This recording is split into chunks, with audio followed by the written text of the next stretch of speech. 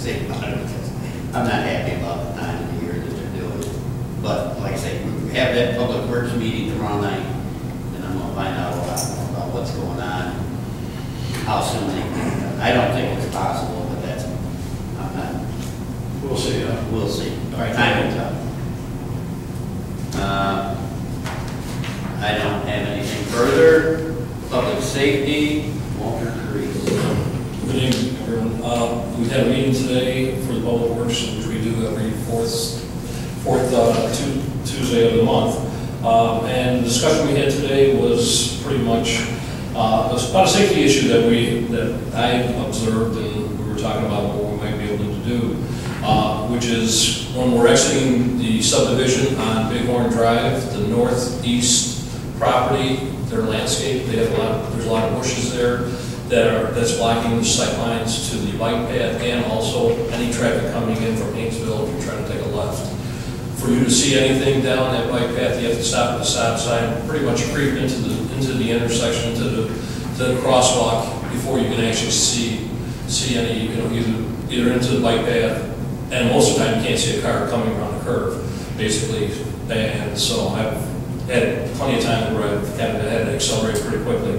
So we talked about that, and we're going to ask Jeff to find out where the property lines are, what's on there, whether it's public property that the bushes and trees are on, and shrubs or whatever, and what we're going to be able to do about improving that to get a better, more depth into the bike path and also on Hainesville Road.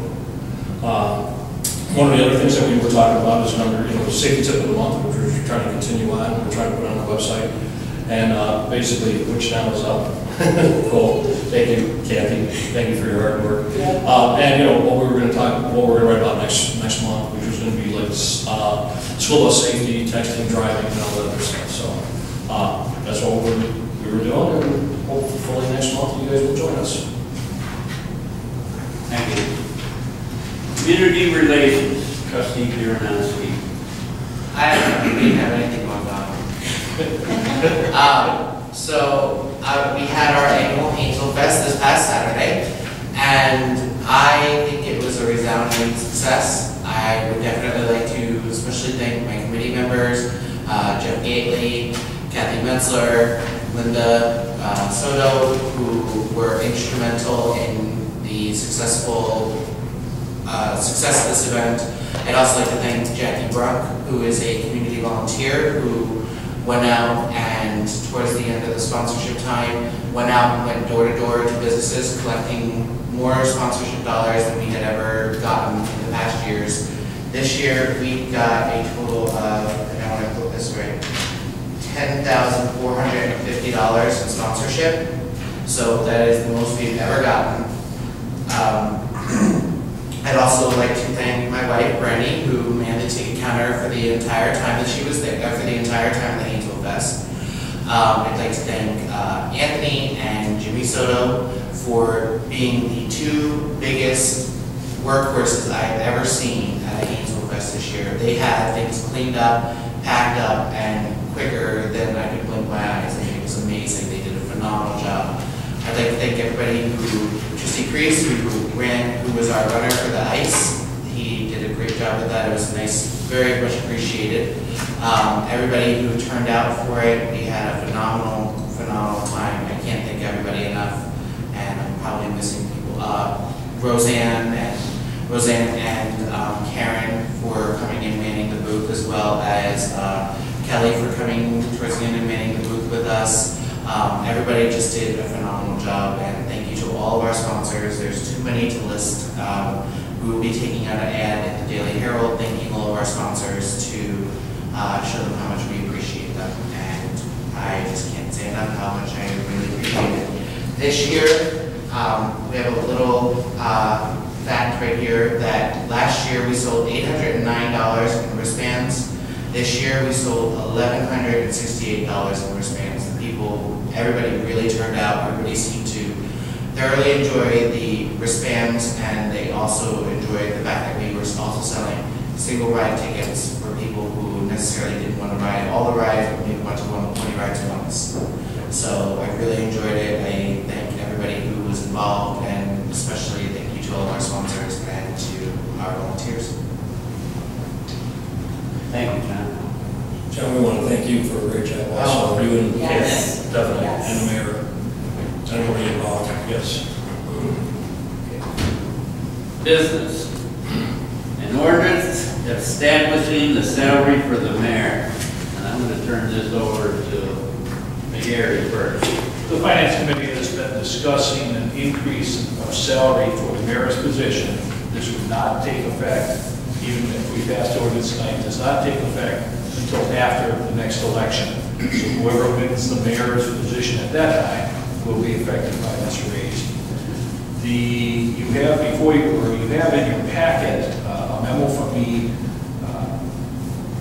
which indicates that after some communication with Attorney Rock, that we dropped one particular part of the old ordinance. Well, after this went out, there were numerous individuals, including the mayor, Attorney Rock, some of the trustees, who were questioning parts of the old ordinance, the part talking about attendance at meetings, how many meetings, whatnot. And the mayor had held a couple of discussions with Trustee Washington, with myself, with Attorney Rock, and what you have before you that was in front of your seat is a revised ordinance that we will offer up tonight for the vote. What has been withdrawn is the job descriptors of sorts that said, you know, the mayor attends 2 meetings, or they also some whereases that just were not vital to the. It was more of a job description than it was an ordinance establishing salary. So all parties have discussed this revision, are accepted of it. Trustee Washington was involved with it. The mayor has approved it as is, or at least the language. And essentially what this does is increase the mayor's salary from $1,000 a month to $1,500. Jim, is there anything I left out that needs to be said? No, I think you hit it.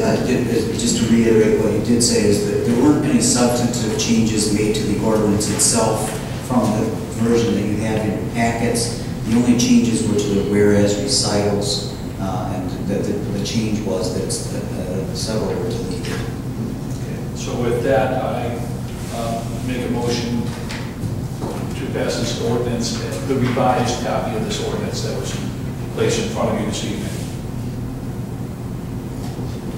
Is there a second? Second. Discussion. Why did we take out the job description portion of it? Because to me, and this is just to me, I'm looking at it, it kind of looks like the mayor gets this just for being elected, and then he or she really doesn't have to do much in order to get this. It's just kind of like given to them. And I'm just saying this is what it looks like to me. I don't know if that is something that we can put in the ordinance, or. Well, I talked this over with Jim this afternoon, and I talked a little bit with Kathy. I talked to, and I didn't think that the ordinance should have a job description in, we have a personnel manual, and we don't, when we do raises for any other employees, there's no descriptive, detailed in the package when we, increase everybody else. And so I don't think it was a necessary item to be in there. We have different, this is, we can change, we redo ordinances all the time. So, if we're not happy, the next time, then we have the option to redo the ordinance. But I didn't feel it was necessary to have a job description in something with a person's I was just salary. thinking more maybe like a minimum requirements, like, attending all board meetings that, because right now we have SWELCO, we have IDA, we have all these other board meetings that the mayor attends, Right. and that conceivably the next person that comes in as mayor could just say, I ain't doing that, and I'm not, as a matter of fact, I'm not coming to the board meetings because it's not required. Well, But if they- that's a discretionary thing of the board too. But actually, it's a statutory thing. even if a mayor did that, you can't reduce their salary. No, I'm not saying reduce, I'm just saying. Let me finish. So there, regardless of whether you put those kinds of things in an ordinance or not, you can't do anything to reduce the mayor's salary if they don't do what it is you describe. The only recourse you would have would be, would have to be something legal in terms of trying to take some action to remove the mayor, which is not an easy thing to do under Illinois law. It's not, there's no provision for that. And so there were a couple of reasons for removing those recitals. One is that the mayor's responsibilities are statutory, not something that, it's not like a job where we're hiring somebody that we've recruited and we're going to tell them what their responsibilities are. The mayor's responsibilities are described in the statutes. So to try and list the kinds of things that you're going to leave out a good number, you'll have holes in what it says in the ordinance, and that was part of the consideration. The other part was really to start developing a job description for the position of mayor. Again, there's no teeth to being able to reduce or penalize or, dock the mayor's salary if they don't perform some portion. They're prescribed by statute what they're supposed to be doing, and that's what they ought to be doing.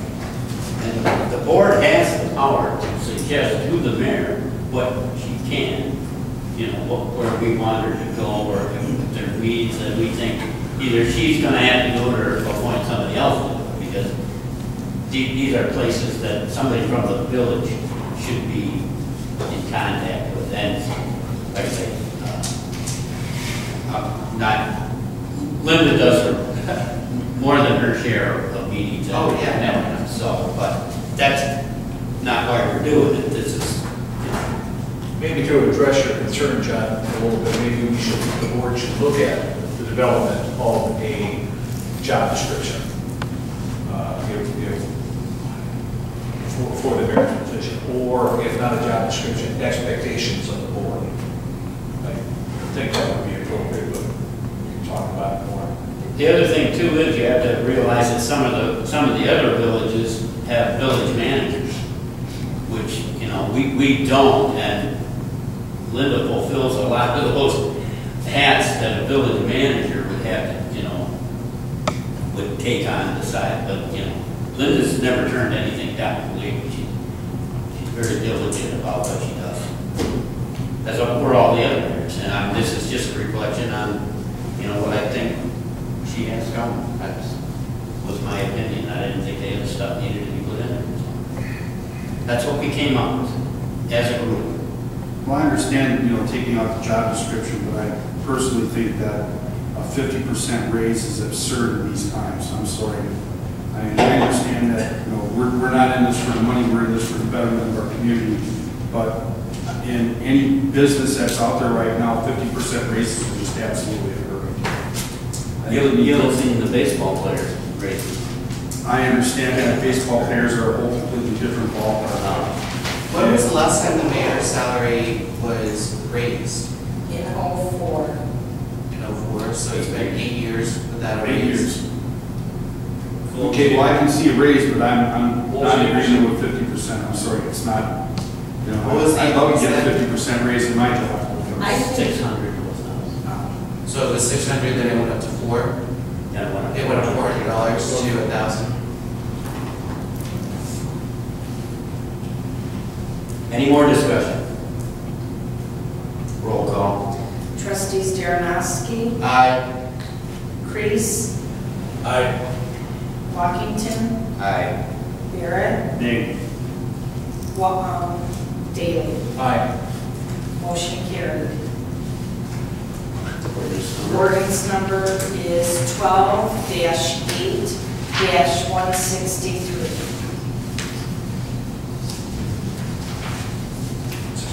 Being no other business, call for adjournment. So moved. Second.